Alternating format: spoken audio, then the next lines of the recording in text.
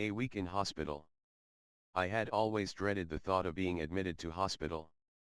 The peculiar smell of the hospital, the sight of deformed and critically ill persons and dead bodies in the hospital are things that I had always wished to avoid. But a serious illness some time ago necessitated my admission to the General Hospital in Malacca.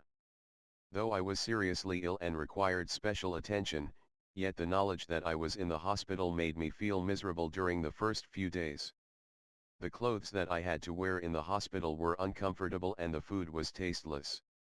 At night, when all the patients were asleep, I used to wake up and think of what might happen if the dead bodies in the mortuary nearby came back to life.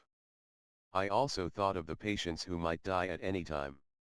Sometimes I thought that I myself might not wake up from my sleep, that I might have to leave my dear parents, brothers, and sisters and never return. Tears would then flow from my eyes. From the fourth day, however, my spirits were high. The doctors and nurses assured me that I would recover completely in a few days and that I could move about in the hospital as I wished. I now began to think of the good work that was being done in the hospital to reduce pain and suffering. Hundreds of sick people were coming to the hospital, many with serious injuries caused by various kinds of accidents, with the last hope of survival. And while many were dying, many more were returning home with smiles on their faces.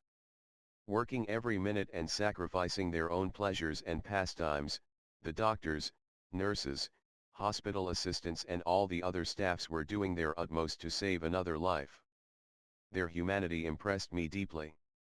I now realized what an important role the hospitals were playing in our daily life, and the disgust that I felt on the first few days was gone. After being in the hospital for a week, I returned home with a better knowledge of human misery and sacrifice.